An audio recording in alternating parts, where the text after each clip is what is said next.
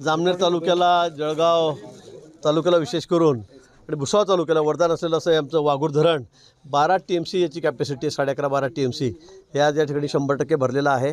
आणि यामुळे आमचा सर्व भाग हा अतिशय सुजलाभ सुफलाभ झालेला आहे.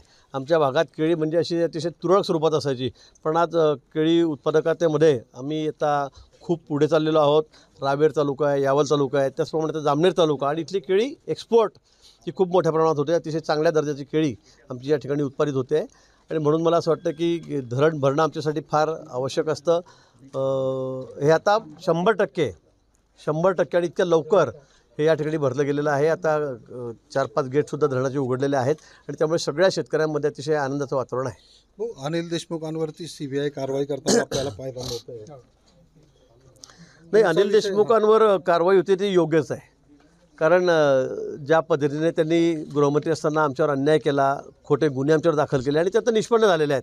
त्या गुन्ह्यामध्ये कुठलाही तथ्य नाही आहे. 3 वर्ष 12 दिवसापूर्वी मी कोणाला तरी फोनवर धमकी दिली. आमचा रामेश्वर त्या ठिकाणी गेला, त्यांनी त्या ठिकाणी त्याला मोबाईल दाखवला आणि मी व्हिडिओ याच्यावरून त्याला धमकी दिली, माझ्या नादी लागू नको, आणि त्याच्यावर आमच्यावर मोका दाखल करण्यात आला.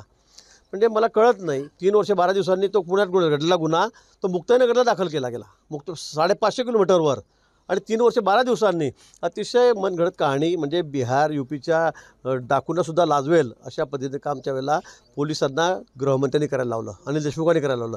आणि त्या संदर्भामध्ये एवढं प्रेशर तत्कालीन त्या ठिकाणचे SP जे होते आमचे प्रवीण मुंडे त्यांच्यावर त्यांनी टाकलं. महिनाभर त्यांनी त्याला नकार दिला की बाबा गुन्हा जर पुण्यात घडलेला आहे तर पुण्यात नोंद करा. पण नाही, तुम्ही इकडेच नोंद करा त्या गुन्ह्याची. आणि त्यांनी 550-600 किलोमीटर लांब मुक्ताईनगर तालुक्यामध्ये हा गुन्हा त्या ठिकाणी दाखल करायला लावला. आणि हा खोटा तादाद अतिशय खोटा गुन्हा होता, सिद्ध झालेला आहे, हे सिद्ध झालेलं आहे. आणि म्हणून प्रवीण मुंडेंनी आता CBIची मी चौकशी मागणी केली. म्हणजे असेंब्लीमध्ये त्याला मान्यता मिळाली. आणि त्यानंतर प्रवीण मुंडेंनी स्टेटमेंट दिलं आहे की यांनी माझ्यावर महिनाभर खूप प्रेशर दिलं, खूप दडपण टाकलं आणि त्यामुळे आम्हाला हा गुन्हा दाखल करावा लागला.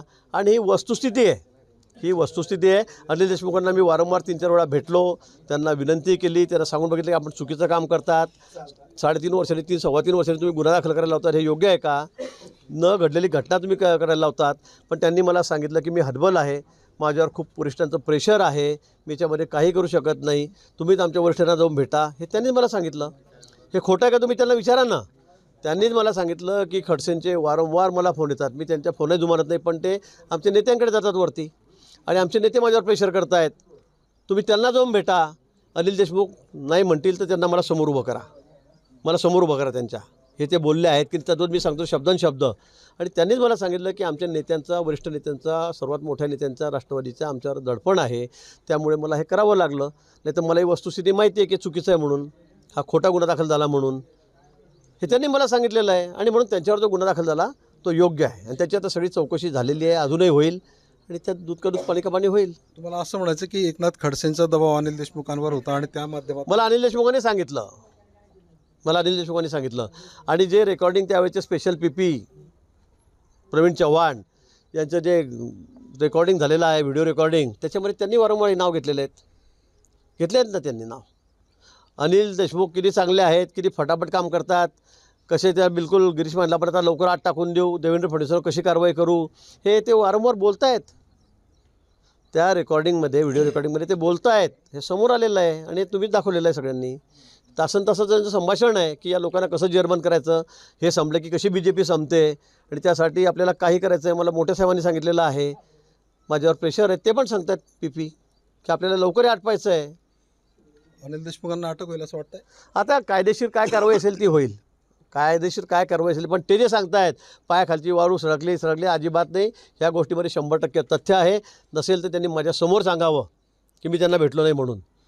आणि त्यांनी मला काय बोलले ते मी त्याच्यासमोर सांगितलं, त्यांनी नाही म्हणावं की ते बोलले नाही. त्यांनी सांगितलं की माझ्यावर वरतून खूप मोठा दबाव आहे, मला माहिती आहे हे सगळं 100% खोटं आहे, पण ते मला करावं लागते नाईलाजाने. हे त्यावेळेला त्यांनीच मला सांगितलं, त्यांनी माझ्या समोरून नाही सांगावं. मग खूप खडसेंमुळे हा कारवाई झाल्याचा अनिल देशमुख सांगतायत. दुसरीकडे रक्षा खडसे मात्र म्हणतात की गिरीश महाजन आणि एकनाथ खडसे इथेच थांबवा. यांच्यामध्ये समेट घडवण्याचा प्रयत्न सुरू आहे. तुम्हाला असं वाटतं समेट होतं? मला काही माहीत नाही, रक्षाताई काय म्हटलं मला काही संदर्भामध्ये माहीत नाही. मी अजून काही बघितलं नाही, मला माहिती पण नाही. एकनाथ खडसेंनी म्हटलं की भाजपने सकारात्मक प्रतिसाद दिला नाही म्हणून भाजपमध्ये प्रवेश होऊ शकलेला नाही. जर प्रतिसाद मिळाला नाही तर पुन्हा राष्ट्रवादीतच आपण काम आता त्यांचंच त्यांना समजत नाही आपण कुठे म्हणून. म्हणजे परिवारामध्येच कोण कुठे त्यांना सांगता येत नाही, कळत नाही असं वाटतं मला. त्यांच्या घरामध्ये कोण कोणत्या पक्षात आहे, कोणी कुठे जायचं, कोणी कुठे निवडणुका लढवायच्या, कोणी कुठे आता मंत्री व्हायचं परत, असे त्यांचे सगळे व्यूहरचना चाललेली आहे. ते त्यांना ते लक्ष लागतं. मला त्याविषयी काही घेणं देणं नाही. पण स्थानिक मला नेत्यांमुळे त्यांना काही घेणं भाजप देणं प्रवेश नाही. मला कळत नाही. तर ते म्हणतात माझा प्रवेश वरती राष्ट्रीय अध्यक्षांनी केलेला आहे, वरती अमित भाईंचं नाव सांगतायत, आमच्या मोठ्या नेत्याचं नाव घेता येते आणि रुमाले गळ्यात टाकला, फोटोही काढले, पण ते फोटो बाहेर येत नाही. म्हणजे आता हे काय, मला तर गंमतच वाटते. असं कुठे होतं का? एवढे मोठे नेते आमचा त्यांचा प्रवेश करतील आणि खालचे नेते नाही म्हणता. आता आमची एवढी हिंमत आहे का वरच्या नेत्यांनी प्रवेश दिल्यावर खालचे लोक नाही म्हणतील म्हणून? आणि वरचे लोक ऐकतील आमच्याकडे अशी पद्धत नाही आहे. त्यामुळे मला ते काय म्हणतायत तेच गोंधळलेले आहेत मला वाटतं सध्या. त्यांनाच कळत नाही आपण काय बोलावं, काय सांगावं म्हणून, असं मला वाटतं आहे. आणि म्हणून त्यांनी आता कुठल्या पक्षात राहावं काय, हा त्यांचा प्रश्न आहे. तुमचा विरोध आहे त्यांना भाजपत यायला? माझा काहीच कुठलाच विरोध नाही. वरिष्ठांनी जर निर्णय घेतला तर आमचा कुठे विरोध आहे? मी वारंवार सांगतो आहे, आमचा कुठलाही त्यांना विरोध नाही आहे. ते म्हणतायत की जर भाजपने सकारात्मक प्रतिसाद दिला नाही तर राष्ट्रवादीतच काम करेल असं. भाजप म्हणजे कोण? आता आमचे राष्ट्रीय अध्यक्षाच्या वर अजून कोण आहे?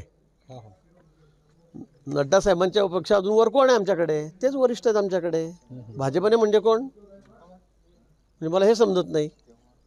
म्हणून मला असं वाटतं की ते सध्या गोंधळलेले आहेत. त्यांना दोन्हीकडे पाय ठेवायचा आहे. मला असं वाटतं इकडे पाहू का तिकडे जाऊ, आता काय होईल काय नाही, आता काय होईल काय नाही, कोणाची सत्ता येईल कोणाची नाही, थोडीशी अशी संभ्रमावस्थिती आहे आणि म्हणून ते जरा गोंधळले दिसतात मला. असं एक म्हटलं जातं की भाजपमध्ये जाण्याचं ज्यावेळेला रक्षा खडसे लोकसभेच्या उमेदवार होत्या म्हणून ते भाजपकडे येऊ इच्छित होते. आता कन्या विधानसभेच्या उमेदवार असतील अशी शक्यता हो, आहे. कन्या त्यांच्या आता त्या अध्यक्ष आहेत राज्याच्या महिला विंगच्या, त्या फिरतायत, प्रवास करतात, चांगलं आहे. आता ते म्हणतात की त्यांना तिकडून ताईंना तिकीट मिळतं आहे, त्यांना निवडून आणायचं आहे.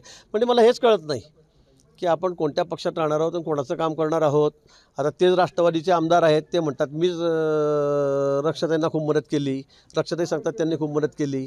मला हेच कळत नाही आहे. म्हणजे आपण कोणत्या पक्षाचे आमदार कोणाला मदत करतो आहे? आता परत तिकडे आले की मग मुलगी तिकडे उभं राहिली की आपण पुन्हा तिला ती मदत करायची. म्हणजे हे सगळा म्हणजे असं त्याला संधी साधू असा विषय म्हणतात, शब्द वापरतात, तसा त्यांचा प्रकार चाललेला मला दिसतो आहे. तर हे होते मंत्री गिरीश महाजन. त्यांनी असं म्हटलेलं आहे की हा एकनाथ खडसे यांच्या प्रवेशाबाबतचा जो काही विषय आहे हा केवळ संधी साधू असल्याचा प्रकार त्यांनी म्हटलेला आहे. चंद्रशेखर नेवे, ABP माझा, जळगाव.